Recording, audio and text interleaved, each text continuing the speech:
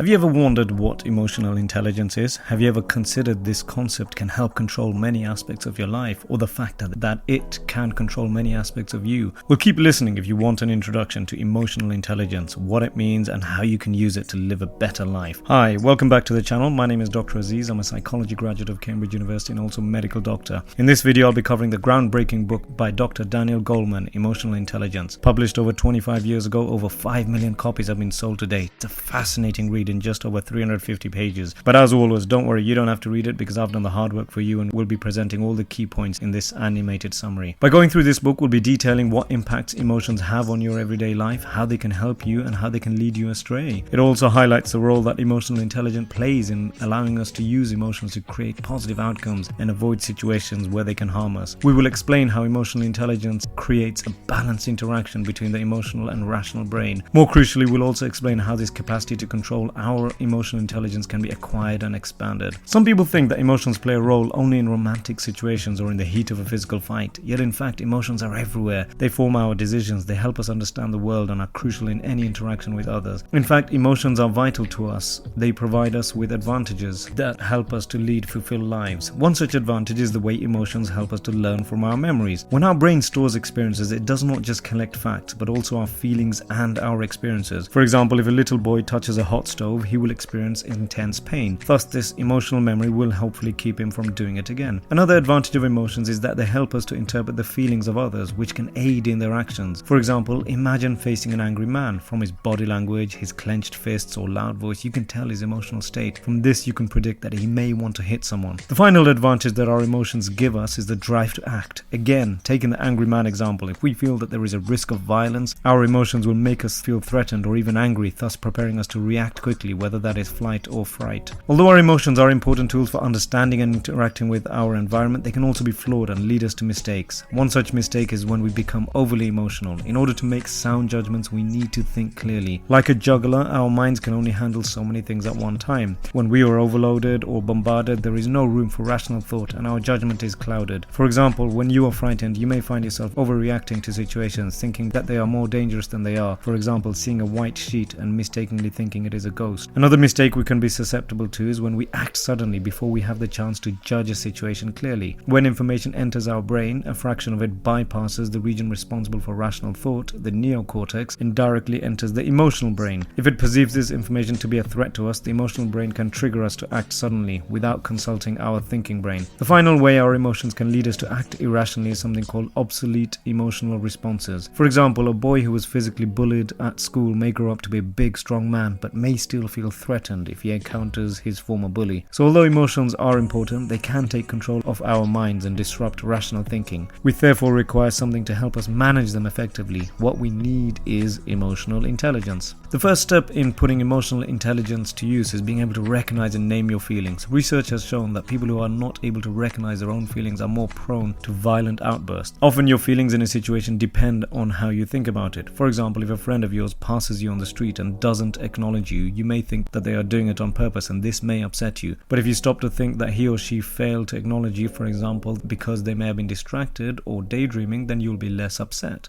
Other people play a large role in your existence, and only by managing your social interactions with them can you hope to live a fulfilled life. Once again, emotional intelligence helps by fostering good social interactions because it helps put yourself in other people's shoes, i.e. to empathize. Your emotional intelligence also helps you discover the emotions of others by analyzing their non-verbal signs. This means you can judge a person's mood just by looking at cues like their facial expressions or body language. On a side note, analyzing body language by ex-FBI agent Navarro is something I've covered in detail by the animated book summary, What Is Everybody Saying, which I will link here at the end on this channel. Anyway, because emotional intelligence allows you to empathize with others, it enables you to behave in ways which evoke favorable reactions from others. For example, if you are the manager of someone who repeatedly makes the same mistakes, you will need to tell the person, but in a way that does not hurt his or her feelings or makes him angry or defensive. If you empathize with him and imagine how he will feel, you can act in a way which makes him more willing to change. In general, people with emotional intelligence develop social aptitudes such as the ability to teach others, resolve conflicts, or manage teams of staff. These aptitudes in turn help them to maintain relationships in the social environment. The way we think and feel are intertwined, reflecting the fact that the areas of our brains responsible for our rational thoughts and the feeling brain are connected by strong neuronal pathways. Just a comment from myself, although not mentioned in the book, both of these areas are strongly regulated in the and temporal area of the brain, the temporal lobe. Anyway, emotional self-regulation works in the following way. Stimuli, such as a sudden loud bang, will often send your emotional brain into overdrive. The feeling brain will automatically perceive the stimulus as a threat and will subsequently respond by putting the body into a state of alert. We use our thinking brains to help regulate this process. After we hear the loud bang and while our emotional brain is sending alarm bells ringing around the body, our thinking brain is checking the stimulus to see what threat there is. If it sees no danger, then it calms down both the feeling brain and the body, allowing you to think clearly again. By learning, this is why we do not constantly overreact to every sudden noise that we hear. So what is the relevance of all this information about emotional intelligence? Or let's ask a different question. What is the key to leading a successful and fulfilled life? You may think it's high IQ, that the brightest people will stand the best chance of leading happy lives. Yet, emotional intelligence is just as important as high IQ in achieving this. Evidence suggests that people with high levels of emotional intelligence are more likely to be successful. People who can control their impulses will also be more successful than their peers. In one study by Stanford University called the Marshmallow Challenge, 4-year-old children were tested on their ability to resist a treat. If they said no, they would get 2 marshmallows later on, but many gave in immediately just to have 1. Years later, these children were followed up as adults. Those that had been able to control their impulses as 4-year-olds showed both superior academic and social performance. Emotional intelligence, by teaching us how to control our anger, can have a positive impact on our physical health by reducing blood pressure and the stress on our cardiovascular system. In fact, many programs for heart attack victims teach them how to manage their anger to prevent further attacks. The drop in emotional intelligence appears to be tied in intrinsically with the rise in teenage crime. There is strong evidence that suggests that deficits in emotional intelligence can cause delinquency, a major factor in increasing crime rates. Conversely, children who grow up with parents and in an environment of high emotional intelligence will also display high emotional intelligence. So how do we boost our emotional intelligence? Dr. Goleman identifies 3 key steps. Number 1, make reasonable excuses for others. If someone excluded you from something, there could be many reasons for this. Try to think of less personal ones. Number 2, if you want to improve your empathy, mirror the other person's body language. Number 3, if you want to enhance your self-motivation and to think more positively, keep plugging away. Do not call yourself a failure and never give up. Dr. Goleman also advises us on trying to understand the differences between the way men and women behave and how they react to different situations. The advice given here is brief, and actually a much better work on gender differences is the classic book Men Are From Mars, Women Are From Venus, which I will link here to the right. There is also some brief advice on how to complain less and how to effectively criticize. But again, a much more comprehensive guide on this is A Complaint-Free World, which I will link here to the left. Both of these are animated summaries covered on this channel, completely free for you to enjoy, so be sure to check them out. Anyway, I hope you learned something useful and enjoyed this summary. If you want to keep learning about psychology, medicine, or life hacks, hit the like, subscribe, and notifications button. Any suggestions or comments, feel free to post below. Until next time, stay safe.